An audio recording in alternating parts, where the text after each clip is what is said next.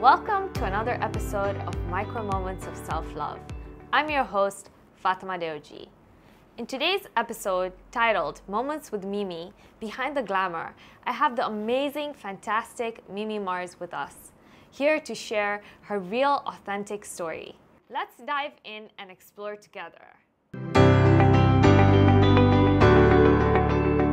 Hi, Mimi. Hi, Fatima. It's such a pleasure to have you, and you are the first female on my podcast, Yay. Micro Moments of Self-Love. So it's going to be a very excited. special podcast. You know, I'm so excited because I think we've known each other for such a long time, Yes, right?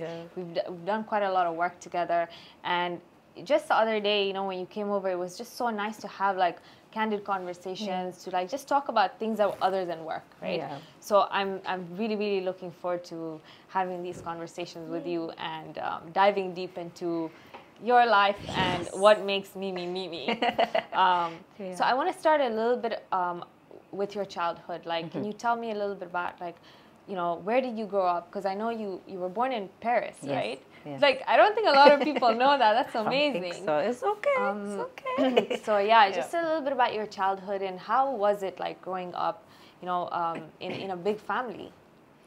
Okay. So yeah, like you said, I was born in Paris and then I was raised in Arusha. So for me, Arusha is my home, you know, and I went to school there, did my primary, did my high school there as well.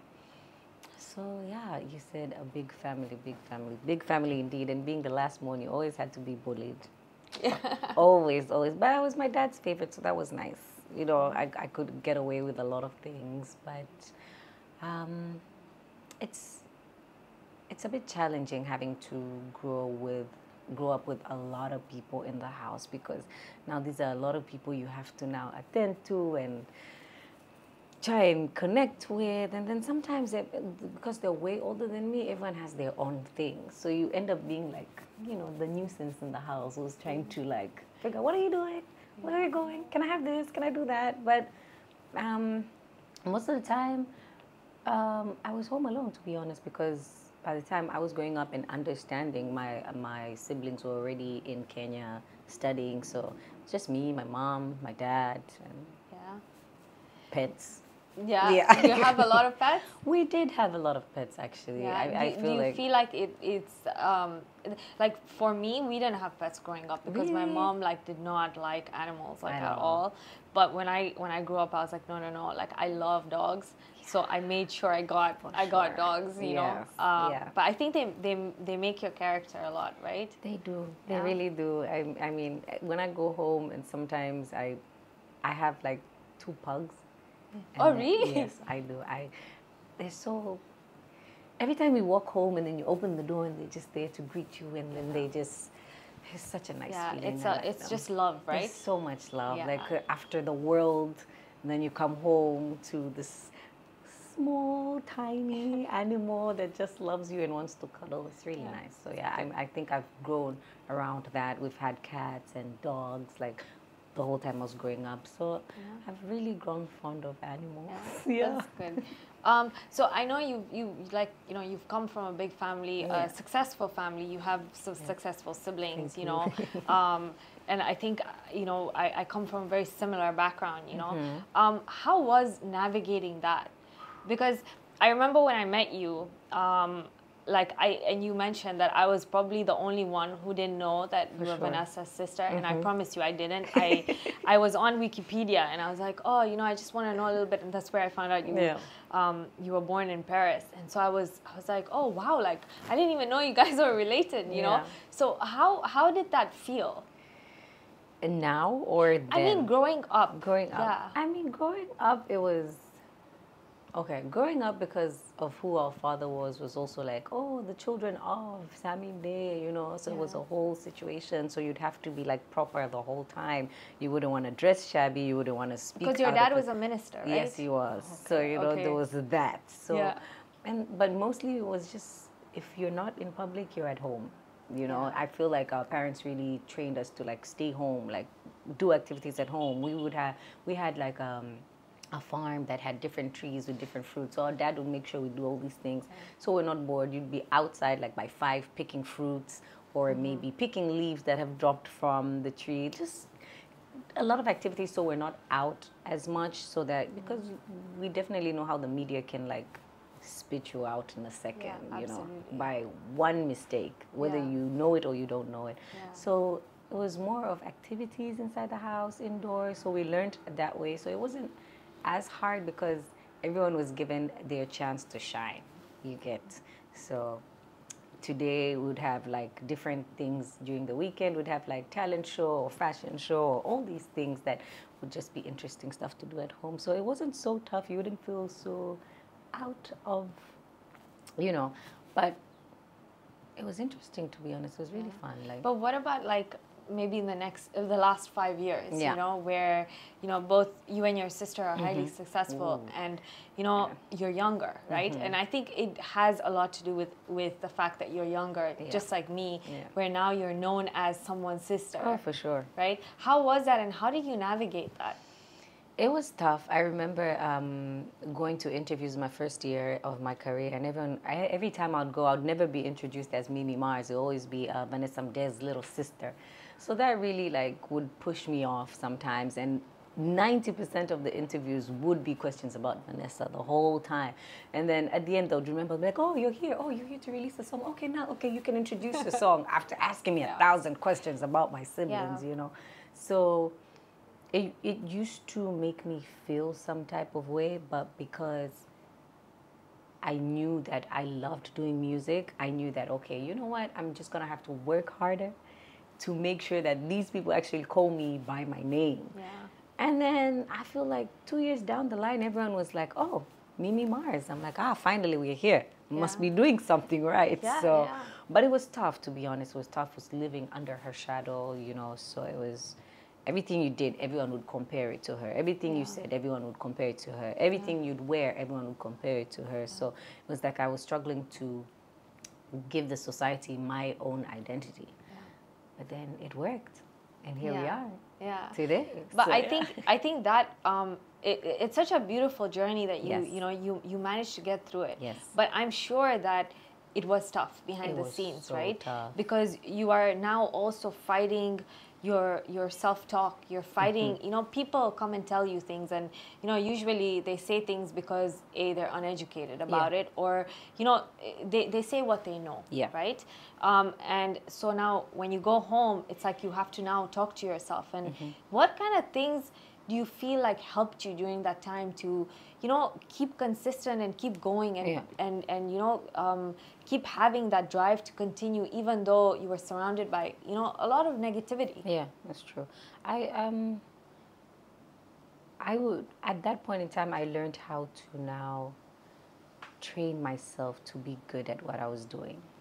I was like, the only way we're going to beat this is just be, I wouldn't be able to be on the level she's on, but I would be able to be a better version of myself that eventually people will be able to divide that. So I would train myself. I would do vocal classes. I would do that. I would try and do a lot of karaoke's and sing people just to, because at some point they even said our voices were similar. So I would release a song and then people would be like, I think her sister sang this in the studio, but she's just wearing it like it's her. Really? Yeah, it was so horrible. I'm like, oh my goodness. We're hearing Vanessa's voice. I'm like, what do we? So I had to train myself to be able to sing in a different tone that people would be able to now differentiate the two. So there was a lot of training, a lot of self-talk, but then there was also a lot of, I was a person who would always be like, I'm not going to give up because it's something I really, really like to do. Yeah. So I have to adapt to what's going on in my surroundings and figure out a way of how to come out of it, you know, and shut all of that out. So I had to, it's just adapt, training, self-training, and just consistency. I'm just like, just stick to what you're doing. Just, you get to your goal. Just keep at it. Just keep doing it. So, I love what you said about that. As much as it's about self-talk, it's also about working on your skill, right? And I think that's the most important thing, that you keep working on where you want to go and what your dream and what you want to achieve, right? Because at the end of the day, like, you are able to prove yourself not only through your character but through your work, right? Yeah. And I feel like, you know, being in a very similar situation, you know, sometimes I get people commenting that, oh, you know, this was all handed to you. And, you know, at the beginning, it really used to affect me. Yeah. Like, I think 5-6 years ago, you know. But the beauty of social media is I've managed to really, like, document all my work, you know. For sure. Yeah. So then, you know, now people, again, you know, I think, of course, you are known as somebody's sister. But I think that at the same time, you start to develop your own identity because you also start to understand who you are, and that it's that maybe the kind of effect you want to have is very different, you know, from what other people in your family might be doing. Mimi, I read that you have an LLB. Yeah, which is also so interesting, you know. What made you go into entertainment? To be honest, LLB was because of my parents. Oh, yeah? Yeah, for sure. They're like, you should do it, you would be a good lawyer, and all these things. But even as a child, I remember writing Judge Marianne on top of my books, or Advocate Marianne, you know. So I feel like my mom was seeing this and she's like, maybe this is what she wants to do. So she thought that when I grow up, she will tell me that that is what I should go for. Unfortunately, as I grew up, I learned that, no, this is not for me. I would rather be an entertainer because this is something that I like to do. I like to make people happy. I like people to enjoy. And I wanted to come from me. Like, you know, like, have a good time. Oh, I did that, you know. But it was a nice journey, you know. I feel like law is a very interesting career. It's very helpful, and then you keep finding yourself in situations where you're like, oh, thank God I did that, you know. Thank God I got the LLB, because in my career you have a lot of contracts to sign, so you don't want to find yourself in a deal that's you're able to read your own contract. I can read my contract. I'm like, I understand what that means. I don't think I want to do that, you know. That which is challenging for a lot of people in my industry, because sometimes you don't even, most people, I feel like I know a lot of people who don't read contracts. They're just like, oh, okay, let's just sign, you know. And having the LLB makes me understand that you can't just sign something without reading and understanding it. So it's really been as much as I don't practice it, and I don't think I ever will, I'm so sorry, but it's really helping me in my path of life, to be honest. It's helping me stay out of trouble. Sign in things that I know this is right, and better understanding of what I have to do with a lot of people I have to work with on my day-to-day. Yeah, because I feel like a lot of people get cheated otherwise, right? A lot. You know, sometimes you read it and you're like, these people are trying to be tricky. And then you tell them, please correct this clause because I'm not trying to do that. So it's really helpful in my career, to be honest. I think, you know, everything happens for a reason. So I think that happened to help me in who I am today, you know, to avoid any legal issues.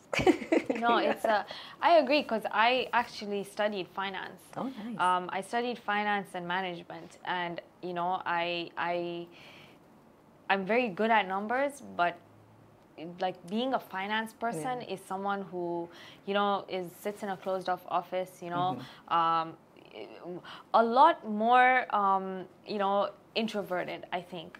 And so that's something that as a career I didn't want to do, because I love connections like this. You know, I love speaking to people. I love innovating and creativity. So I think that, you know, this is why then I chose to go into marketing. But I do feel that even with marketing, you need to know how much money, you know, is that you're going to be making, right? You need to have that financial background in order to help market, you know, your products better, right? So, you know, it's not all for nothing, right? Yeah, for sure. But what was your first taste of entertainment? Like, can you set the scene? Do you remember, like, whether it was like your first singing gig or like an acting job? Like, what was it like? What were you feeling? I remember the first one was an advert I had to do for a mattress company in Arusha, and I had to do it with my dad. So when he came home and said, you have been chosen to act in an advert, I'm like, huh? Me? Yeah. Why? Yeah. So I don't know. They said they would want you to be in the commercial. I'm like, don't think I can do it. I really panicked. I'm like, I don't think I can do it. They're like, relax, calm down. Yeah. They picked you. That means they've seen something in you. So I'm like, I don't think so. I remember crying to my mom. I'm like, Ma, I don't think I want to do it. I don't want to do it. That's why I kept saying to myself, I don't want to do it. And to make it worse, we had to travel all the way to India to shoot this commercial. Really? Yeah, we were in Mumbai. Yeah. Yes, Mumbai, if I'm not wrong. So this is where we were for a whole week. And I'm like, I have to travel with my dad for a whole week without my mom to go, like, and so it was really, really hectic because I remember they brought the script. So for a whole month, every day, I would have to read the script so it sticks in my head. It was not a fun process. Yeah. I was not happy about it. I was like, I don't think I want to do this. I don't want to do this. And my mom was like, you need to. You just have to do it, you know. Yeah. It will be good for you. And then at this point in time, I didn't think I would want to go into acting. Yeah. I was more of singing. So we would just like sing at church or sing at home at family parties and stuff like that and dance to like different songs. Yeah. But acting, I was like, I don't think so. Yeah. So then I actually got there and we started filming. And when we were filming, I'm like, oh, I can actually do this. This looks interesting. Yeah. So I feel like acting was my first gig, and then from that, I was like, okay, maybe. But it was always at the back of my head because I'm like, I want to do music, I want to sing, I want to sing, I want to sing, you know. So yeah, that was my first experience. Wow. Yeah. Okay. So do you feel like that your parents have played a role in like really supporting whatever it is that you want to do? For sure, definitely. Yeah? Because you mentioned your dad's a minister, your mom's a preacher, okay? So in my head, I'm thinking very conservative. For sure. Right? And obviously you're in the entertainment business, which means that, you know, there are certain times where, you know, maybe for them, that have you ever experienced like a clash or like anything with that? For sure. Well, with my mom and my music videos, always a problem. Yeah, always a problem. Really? Like, yeah, I know. So at the back of my head, every time if I'm trying to pick an outfit, I'm like, I remember at the back of my head, I can hear her voice. Mimi, like, it's the same with, you know what? It's the same with everyone. Yeah. Even my mom, it's the same thing. Really? Yeah, we still argue about my clothing. Really? Yeah, it's the same thing. Clothing is so modest. Yeah. Still, you know, I think for parents, it's just it's a very like it's like security. Yeah, you know? For sure. But so they still supported you through your journey. Does she have another option? I don't think she does, you know. She's like, you know, I don't like this thing you're doing, you know. At least if you're singing gospel music, I'm like, don't worry. I sing gospel in the house to soothe myself, to uplift myself, you know. I do that then. But I don't think if it's something that I would do wholeheartedly, you know. So she understands. She's just like, just try, you know, just... You don't have to. It doesn't have to be so short. You don't have to be showing things. It's so funny. Yeah. So every time I'm doing these things, I'm like, yay. And she's always on YouTube. Oh my goodness. I don't even know how she found her way there. Yeah. But she's always on YouTube. So, you know, with that in my head, I'm just like, you know, she's accepted and had to like, you know, go with. So I would also try and do the same and not try and poke her as much. Yeah. But sometimes she would send you a message and a screenshot of the outfit and be like, did you really have to dress up like this? You know, I'm like, hey, well, it's okay, Mom, you know. Hey, you try and explain yourself there. And she's like, okay, cool. You know, and then just brush it off. But I really try. And even as I keep growing up, I feel like, okay, you know what? I wouldn't want to be in a position to make her feel like, you know, because people are watching you. They already know you're somebody's daughter. And then, you know, you have to at least try and help her because we know Abongo Bwana. You know, even in the comment section, some people are like, oh, why are you dressed like this? And your mom's a preacher, you know. Really? Oh, for sure. That comes up. Wow. Yeah, for sure. Oh, wow. They're like, oh, why are you dressed like this? And your mom's a preacher, you know. And like, so you try and like balance it out. Yeah. Yeah. No, it's you know, I think with mothers and daughters, it's a very interesting relationship because I think, you know, the reason I asked you this is because we all go through it. Yeah. Like, I think all mothers want to still be mothers even when they're older. Like, when we're older, they want to still have some sort of control, you know. And so it's just navigating that, you know. So when I was younger, I would get really upset, you know, and now I just, you know, I think it's also just about your response and the way that you respond, you know. So it's, you do it with a lot more kindness and humility, and then, you know, continue doing what you want to do, I guess, right? Through the process. Yeah. So, you know, this podcast is called Micro Moments of Self-Love, you know, and so it's a lot about, you know, love, and what is it that love means to you? What does love mean to you? For me, I'd have to say love is peace, inner peace, and happiness. Yeah. That is my definition of love, for sure. Yeah. Yeah. And have you ever been in love? So many times. Yeah. On and off. On and over off. Over and over. Yeah. So many times. So let's say you were to look at look for someone, or not even, let's not say look for someone. Let's say you find yourself, you know, meeting someone. Yeah. What do you feel would constitute? What kind of characters would you be looking for? This question is very interesting because, you know, with time, as you grow, it keeps changing. Yeah. But right now, for me, I would definitely be at a point where someone who's human, who has humanity, who's cautious about other human beings, someone who's not rude, someone who's very polite, someone who is understanding, someone who's willing to put me first before themselves at some circumstances and some situations. Yeah. So this is a very, I've not written this question down, but I just thought about it. Let's say you find the perfect man, okay? And he says to you, like, he's perfect, everything you described, such a nice guy, can take care of you in every way, okay? Even like financially, you're gonna live the best life. Yeah. But he tells you, look, Mimi, I want you to stay at home, and like you can be home, and like you can pursue other passions, but I don't want you to be singing and acting and dancing. And what would you say? I have gone through such a situation. Oh, really? Yes, not once or twice, you know. Really? So I feel like sometimes that is why my relationships just get, you know, they end, because I feel like you would be able to compromise with me. You know, you met me as this person, you know, and if we are to share this life together, you should be able to understand. As much as you might not like it, we can speak on things that we could change, that could be changeable. Yeah. But leaving it all out and just doing other things would make me really unhappy. Yeah. And me as an unhappy person is not a pretty look. So you feel like it's fundamental to you, your I don't want to say your career, but your passion being of being a singer and an actress. You feel like those are very important to you, right? They are. Yeah. They definitely are for a period of time. You know, everyone has. That's why I say with time, as I keep going, I feel like it keeps changing. Yeah. But as I keep learning more about myself and trying to put myself first, I feel like in my past I did a lot of, okay, I will drop this for you. Okay. Oh, you have? Oh, yes. Okay. Yeah. You know, and I didn't feel like,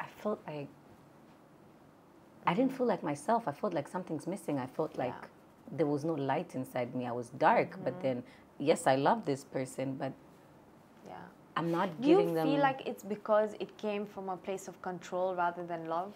I feel like that's what it is most of the time, because people feel like, oh, I can't be with somebody who is 1, 2, 3, 4, you know? So I'm like, if you had spoken to me or found a way to speak to me in a way we could understand, same way I'm saying that we could, like, I know you don't like this, but we could try and tweak a little things, you know? Because so many are usually concerned about the videos and when you're traveling for work and stuff. But there's things you can try and avoid and change. But quitting completely?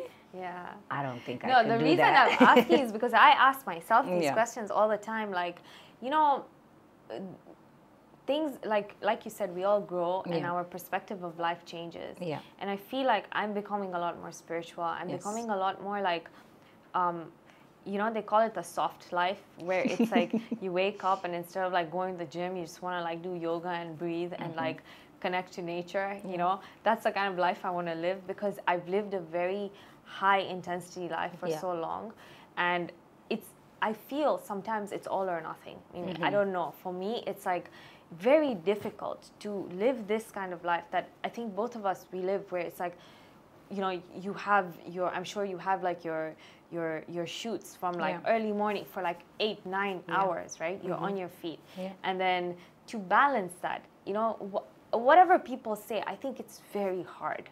Yeah, like it is. Even for me, I had to keep working myself to learn to like calm down. But there are days where I just feel like I just wanna like give up this life and this work to just live this peace, you know, that like where my soul wants to be, which is just grounded, like breathing, you know, like I guess noticing what's around you, you know, not living in the future or in the past, you know. So that's why I asked you. I'm just interested because you're also the first female to be on the podcast. So it's very different when you're speaking to another woman, you know. But I want to talk a little bit about heartbreak. I don't want any details on, you know, your personal. But how did it feel for you? And like, what do you feel like? How did you come out of that? Because, you know, I feel like heartbreak is something that can really change you. For sure. You know, so how did that change you? How did you deal with it? You know, what do you feel like you learned? With heartbreak, every time I'm going through a heartbreak, I would like, this is standard procedure for me. I will just shut down. Okay. For 2 weeks, maybe. Not want to do anything. Probably not get out of my bed. Probably not want to do nothing, probably just binge watch and just eat anything I would want to, just to try and find some comfort to replace what I'm feeling, because at this point in time you're feeling angry, you're disappointed, you're confused, you're doubting yourself. There's like all these dark things, you know, and you just want to be in that dark place and just let me just dwell in it and just sit there for 2 weeks, and then I will come back to my senses. And then once I come out of that, I would usually consume myself with a lot, like just work, keep busy, do stuff, like pile my timetable, like do the most, you know, like be busy all the time. By the time I get home, I just want to pass out.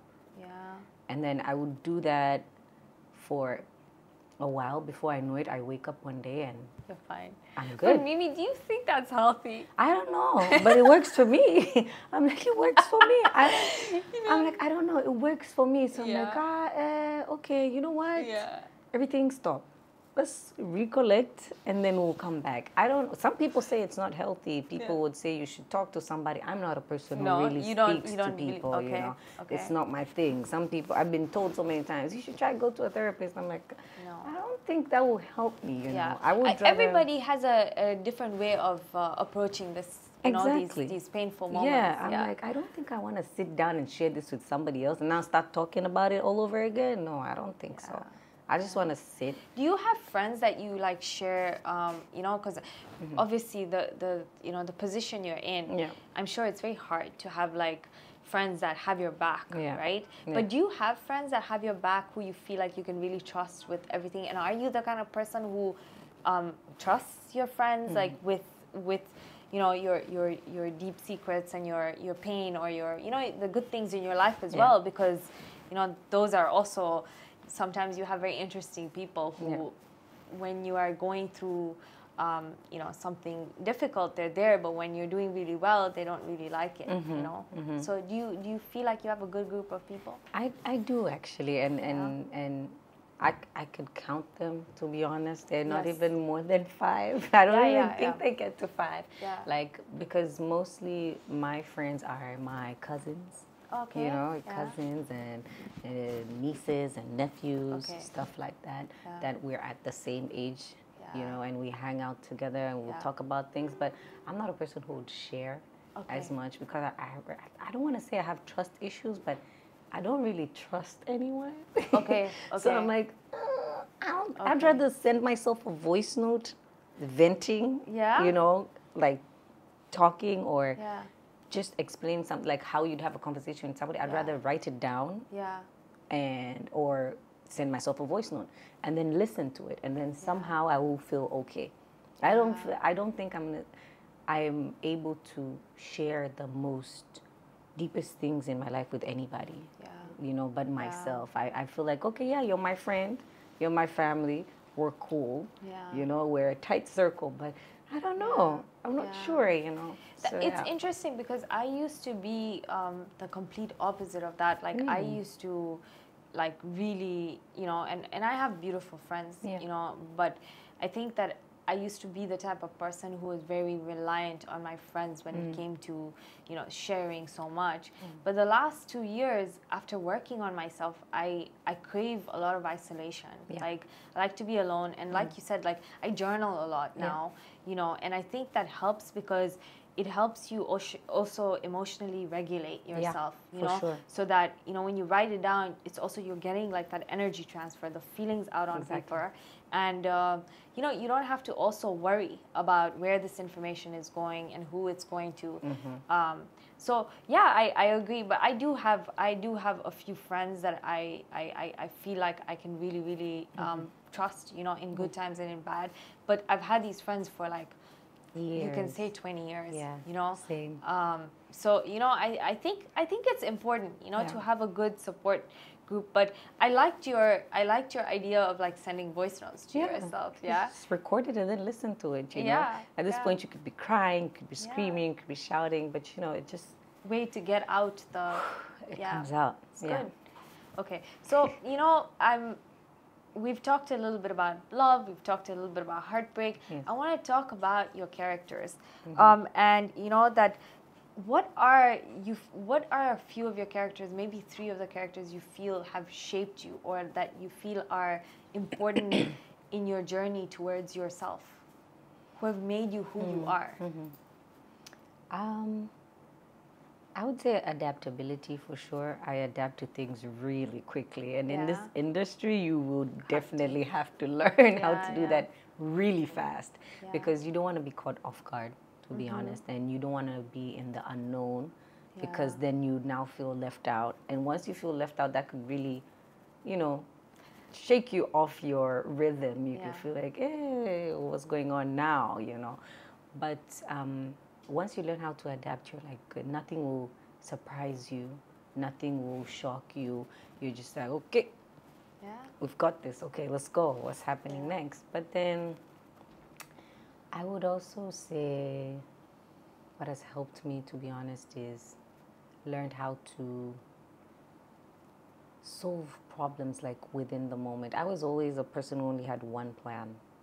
And if that plan failed, wow, what are we doing now? I'll be frustrated. I'll be upset. I'll be. Oh, in this industry, the way I entered and the way I am now is so. I'm like, I can solve problems like in 10 minutes. I'm like, okay, this is not working. This didn't happen. This is not going the way it's supposed to go. This person can't make it. We're not doing this now. Okay, fine. So what's next? You know. So I feel like that's really helped me because in this industry as well, you have to have like backup generator, you know, like Tedesco situation, because anything can happen anytime because the way you are thinking is not the way the other person is thinking. And if there's one thing I've learned is also don't expect too much from people.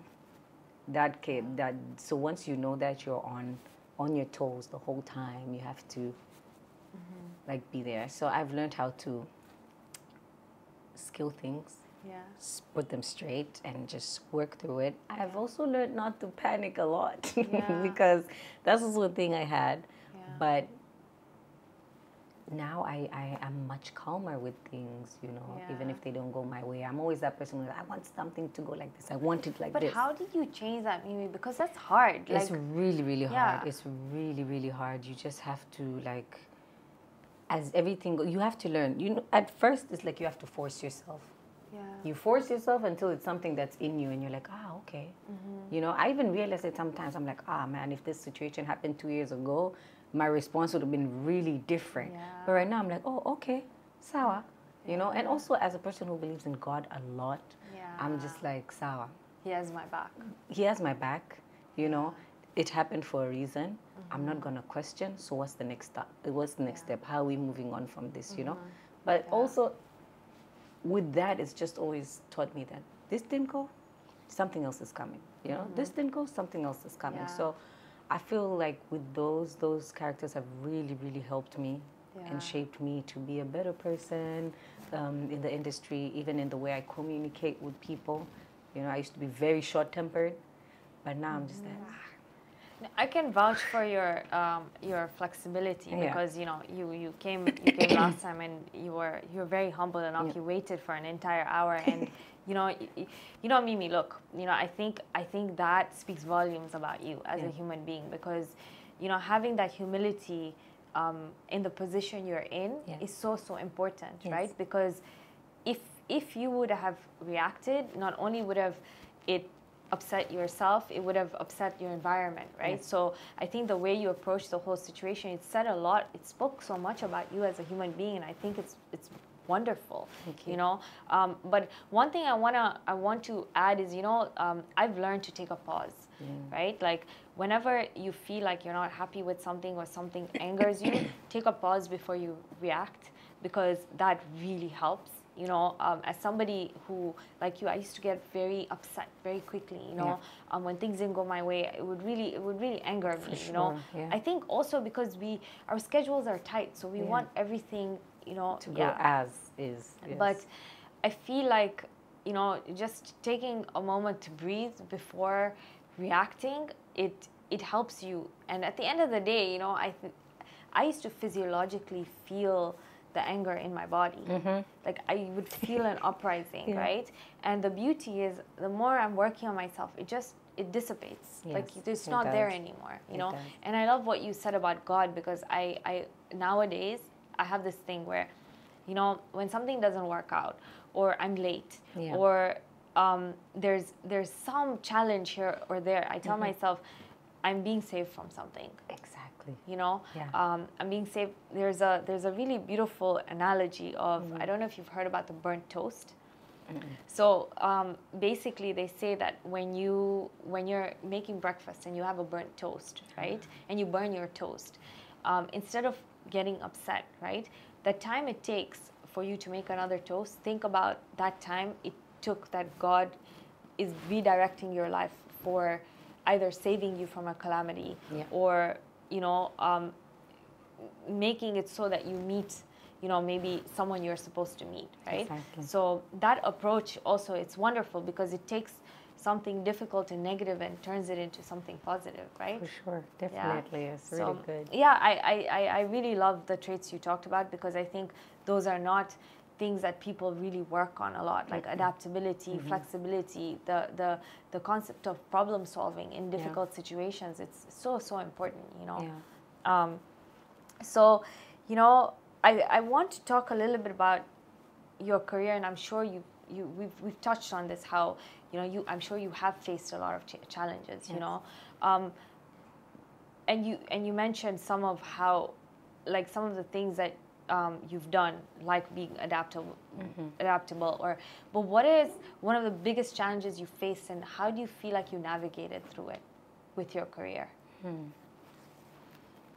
The biggest challenge I've faced, that's an interesting one. I feel like for me it's always been rejection. You know, you expect to be accepted because of something you do, or, you know, the way you approach the person, or how nice you are to the person, but it doesn't work like that. It doesn't work like that. So I didn't take rejection well at first, but now I'm just... What would you do when you were rejected initially? I'll be upset. Yeah. I'll be very upset. Yeah. You know, I'll probably say I don't want to talk to this person again. I'd rather block them and stuff. Really? Okay. Oh, block was my best friend. It's you know, but it's funny that you said, because, you know, I think people, it's normal. Like, these are the reactions people have, but it's so nice that you said, like, now, you know, that you've grown from it, right? I've grown from it. Right now, I'm like, okay, so no problem. You'll come back to me. You come back. And I always tell myself, God, I see you. I know this person will come. I will just keep going, you know. And with that, I just said, okay, fine. You know, rejection doesn't mean that that's the end. You know, you don't give up. You just keep going. Like, okay, it didn't work with Fatima. We're going to go try with Hussein, or we're going to try with Sarah, or we're going to try, you know. So, you just learn to let go, which is annoying and hard, because sometimes you have so much rage in you, and you're just like, you know, you want to punch this person in the face, but the beauty of letting go and then looking back and being like, you know, that person, I really faced rejection today, but I was calm about it, you know? So now I take things very calmly. Yeah. I'm like, I'm not gonna stress myself, because if you stress yourself, you're just gonna mess up the rest of the day or whatever else you have left to do, you know? So. Are there any activities you do every single day that you feel like they ground you as a person? For sure. Not on a regular. I try, because sometimes I'm like, let me tell you something. Waking up in the morning is a task, you know. So saying that you'd have a morning routine that you stick to every day is a bit tricky. Yeah. So I try. I try to read books. Sometimes it helps me, calms me down. Yeah. But I think for me, the biggest thing I try and do is, which I keep trying to learn to do even as I grow up, because I feel like it's something that's really helping me, is praying. Yeah. That just, you know, sometimes you're just like,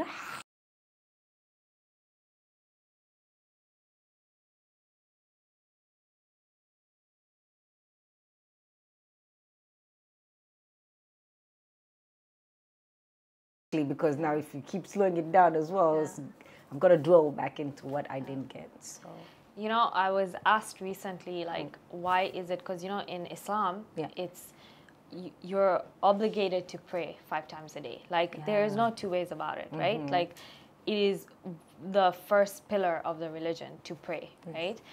And I was asked recently, why is it that that Islam says that girls have to pray at 9? You know, like that they have to start so early, and boys have to start at 13. You know, why is it that, you know, at such a young age?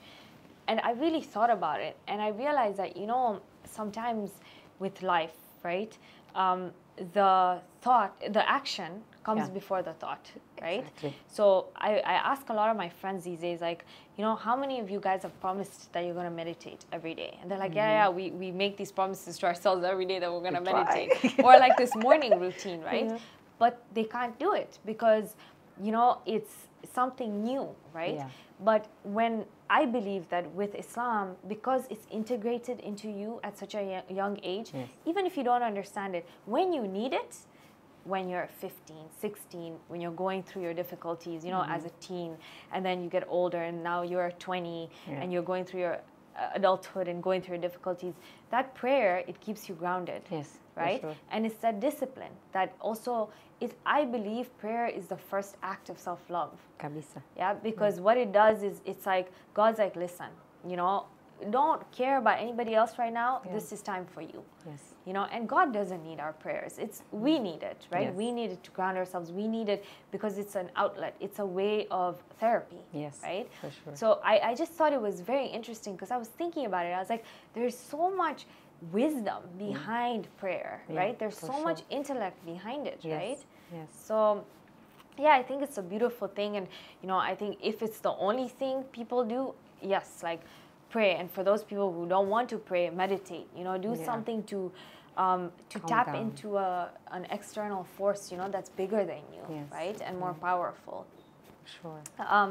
So now we're going to go a little bit on the work you've done, right? So I've heard a lot about Maria, your character of Maria, right? And from my understanding, she started off as a very, like a good girl. Yes. That went bad, right? Or I don't want to say that went bad. Okay, that's wrong. A good girl that started to, that started to kind of, how do I put this lightly? Maybe you can help me, Mimi. Okay, so Maria is a girl who had a good life. She went to a good school.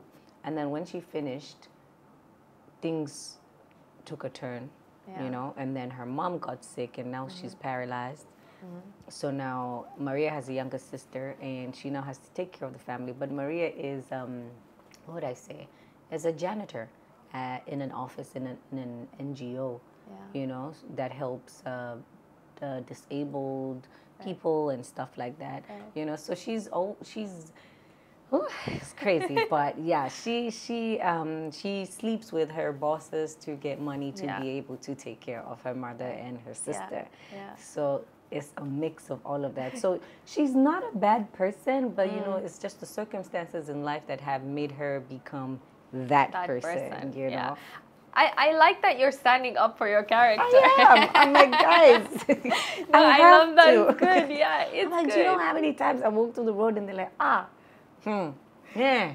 And that's what I wanted to talk to you about. Is like, do you feel like people blur the line between you and your character? Of course. People in Tanzania don't know where the line is. They think Maria is Maria. So they see Mimi Mars as Maria. They're like, these are her habits.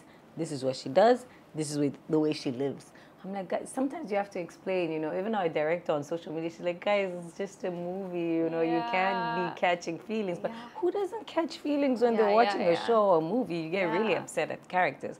But then she also tells me that means you're doing really well because people are actually having true emotions towards you. If it's hate or love or, you know, whichever it is.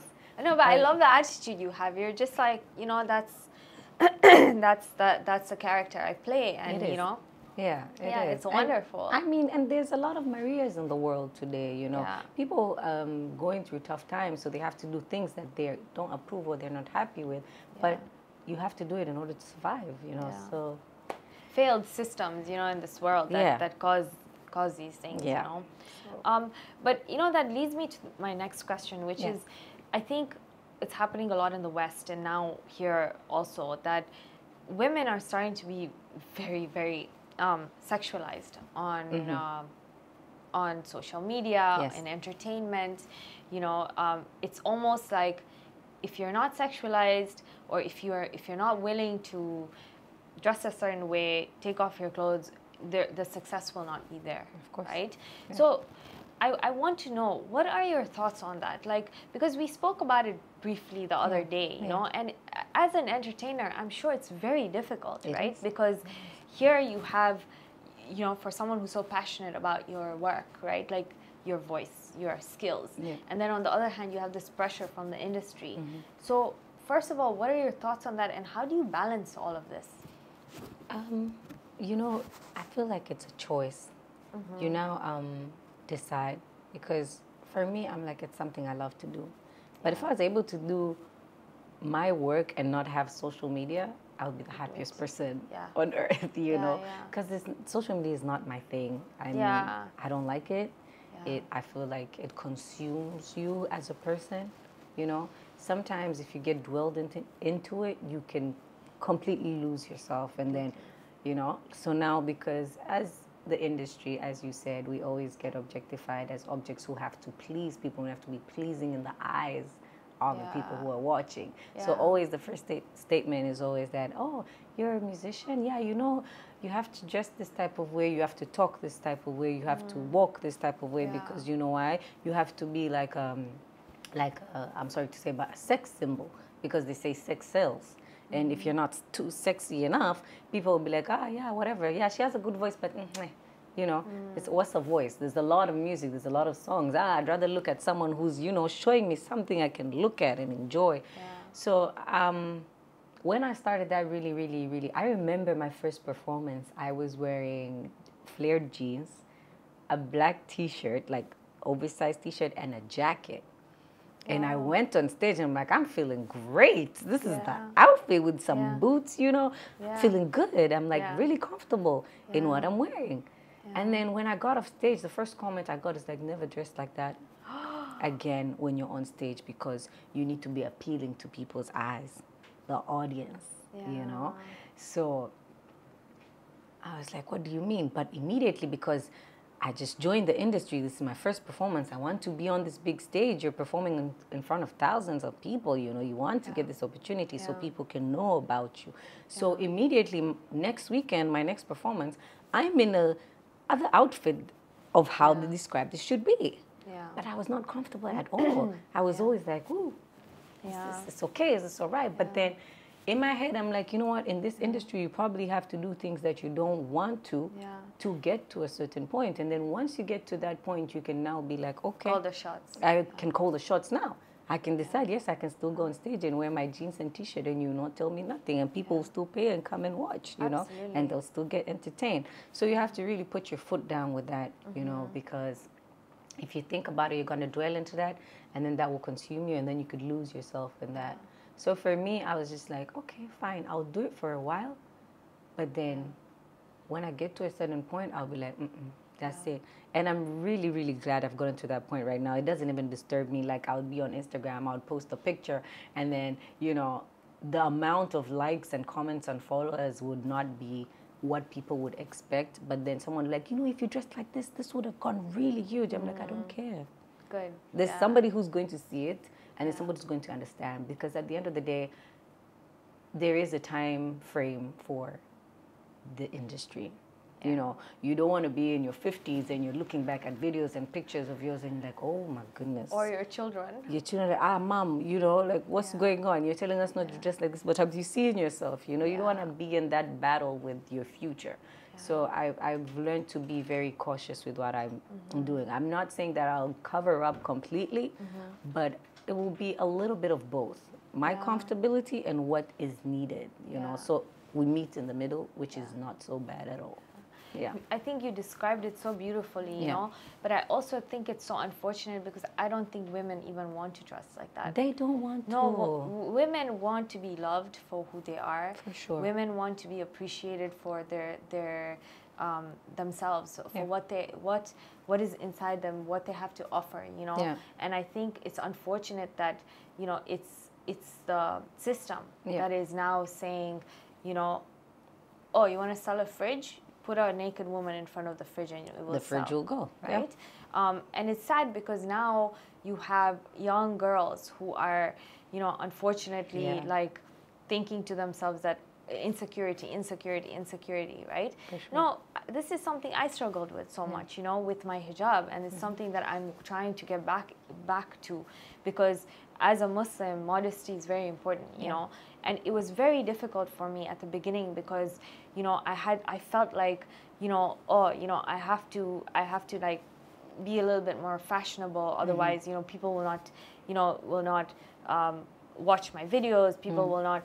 And then I think when you work on yourself, you just get to a point where you're like, who cares? Like, you know, if I have a lot of value to offer, and if you feel like you can take from that, good, but I'm not going to change myself. And of course I know that I'm in a place of a lot of, like, I can make those decisions, right? I'm in a very blessed place, right? A lot of people like Maria is they're not in that place, right? Where they can say, oh, you know what, I have to stick to my, you know, which is why I very much believe that the system is failing us as humans, you know. It's like, it's taking us so far away from ourselves. It's really like hurting our souls, you know. For sure. Because then you create this sexualized, you know, like world, and then you have also, you know, relationships failing because now there's just so much free sex around that it's just a swipe now, like, you know, whether it's the man or the woman, right? Like, and they're just constantly overstimulated by it. What happens, right? There's nothing you can do. You just have to. Yeah, but I with that, even with time, I came and realized that there's an audience for everybody. Yeah. So, you know, love that. Yeah, there's an audience for everybody. And I have learned that once I put my foot down and decide that this is not going to be me, I've had so many opportunities that I feel like people are missing out on, you know, because somebody would not probably want to work with you or, you know, sit down with you just because of the way you portray yourself on social media. Because we all know this is not the way they dress 24/7, but they have to do it for the gram, you know. Yeah. But you're missing out on bigger opportunities. You're missing out on working with organizations that could, you know, open doors for you internationally and stuff like that. So once I got that in my head, I'm like, you know what? This noise is all about the people that want things that cannot give me anything. You know, I'm the one giving them. But you're the one with the value. Yeah, I'm giving them, but what am I getting from them? So I'm like, why am I doing this while I'm not getting anything back? But once I decided, I'm like, okay, you know what? There's a crowd for me. There's an audience for me. Thank God. See, we're sitting here today. Yeah. You understand? Absolutely. So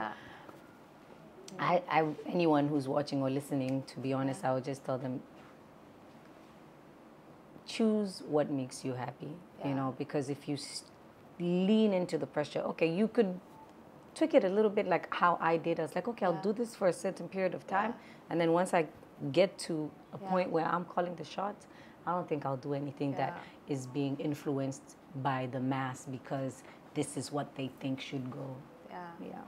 You know, Mimi, I really loved what you said, and I want you to think about all the viewers, and you know, it's crazy because I feel like a lot of the girls that are going into the entertainment business, they're groomed. Right? Sure. They start at like 15, 16, and by the time they're 30, they have no identity because they just become, unfortunately, a slave to whatever they're told to be, right? Exactly. So let's say, you know, we have a lot of young girls watching you, and they're so inspired by you because you're amazing, Mimi. Like even your character, you know, I think you're such a good human being. You're so humble, but you're so hardworking, and you know, you've got a lot of success in your life, you know. So I want you to be able to like give a little bit of advice to the young girls who want to go into entertainment because they love it and they're passionate about it, and you know, they have talent, right? What is some advice you would give them to navigate this kind of world that could potentially, you know, take a lot from them? Yeah. I would definitely say they're really lucky. Like we're all really lucky right now that we're in a digital world, you know. So you have a page where you can do whatever you want to do. So it depends with what you're going to do. For me, on my social network, I always try and be positive as possible. Share good vibes, you know, and positivity, and just make people understand themselves. You know, and don't try and do stuff because the people said. You know, for our industry, I really, really, really, really think whoever came up with all these digital platforms that we can put our work into now. So now you don't have to depend on people to put you on a platform. You have your social media, use it well. You don't want to dress half naked, don't dress half naked. Do whatever you want to do. It's your page. They followed you. I really loved what you said about everybody has an audience. Yes. And I think one thing that, you know, and so as someone who wants to go into entertainment or anything, think about what it is that you want to do, you know.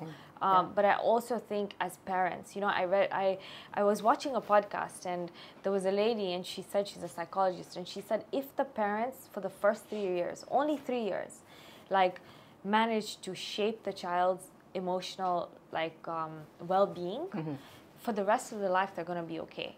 And I think a lot of our sense of lack of belief in ourselves starts from our parents, you know, making us maybe not feel enough. And again, I don't believe in playing a victim, but I'm saying that as parents, you know, be very mindful of the way that you are raising your children. You know, be careful what you're saying to your children, because that becomes their self-talk later, right? You know, are you giving them positive, you know, like, are you giving them the positive vibes they need, or are you constantly putting them down, you know? And that I feel also shapes what you become later, you know? That's true. Then when you go through a difficult time, you start to hate yourself, or do you say to yourself, oh, it's okay, I'm going through a hard time, but I got it, you know? So I think it comes a lot from the way we're raised as well, and I think partly for all the parents who are listening, it's very important that they play their part well, you know? That's true. Yeah, that's true. So Mimi, now we're gonna go into a little bit of the fun questions, you know? You're like you're a singer and you love music. You know, what's your go-to song when you're like in a good mood, and like, let's say you've had like a great day of shoot and you go home, and like, what's your go-to song? I don't think I have one in particular. As many as you like. I'm like, whoa, I don't know. Whatever just makes me like more of pop music. Pop music. Yeah, pop music. But this is different times for every day. This is a day where I feel like I really like listening to blues and jazz. Yes, that's my thing. So I would listen to blues and jazz when I'm cooking, or you know, just doing stuff in the house, like chores, like, you know, just trying to keep up with myself at home. But in the car, sometimes also the same, probably, or pop music. For sure. Yeah, you know, for happy moods, happy times. Happy times. The other day there was they had like jazz cover of like Afro beats. It was so Really? good. Yeah, it was so Yeah. good. I like stopped listening to music, but we were at a cafe. Yeah. And I was like, I know that song, and it was like a jazz cover. It was really, really beautiful. Oh, that's really nice. That's Yeah, maybe you really, can check that out. Yeah, for sure. You have to give me details for that. Will do. Yes, thank you. And you know, I feel like to wrap it up, you know, this section of the podcast, what kind of legacy do you want to leave behind? Oh, wow. That's an interesting one. I think I'd say a person who did what they could at that point in time. Like, she did the best she could, you know. She gave it her all, and she was still very humble through it all, and a very, very fun person.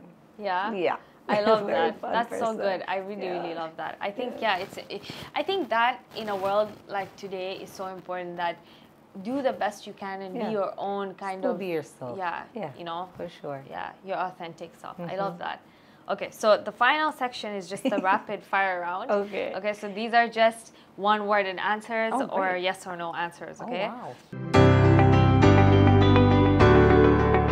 Okay. So your childhood crush. Wow. Like as far back as you can remember. I'm really trying. Far, far back. Far. Oh, guys, that's a hard one. But, oh no, actually it's not hard. I think I remember now. Bow Wow. Really? Yeah. The musician. Yeah, I think he was everyone's crush. You know, I'm like, wow, yeah, with his eye color and, you know, Yeah. his swag. Just like, Yeah. ooh, okay. Yeah. So, yeah, I think Bow Wow. Okay. Yeah. Do you believe in soulmates? Yes or no? I do. Yeah. I really do. Yeah. Yes, So for do you sure. feel like one day you're gonna find your soulmate? For sure. I think that's why all these other relationships are not working out. Okay. Yeah. Are you a morning person or a night owl? Morning person, to be honest. Yeah. Like to wake up early and I'd rather do stuff in the the morning. morning, yeah. So that you can just relax in the The evening. whole, the rest of the day. Yeah. Yeah. Reality TV, do you love it or hate it? It depends. Yeah. Yeah. it What are you depends. currently watching? Right now?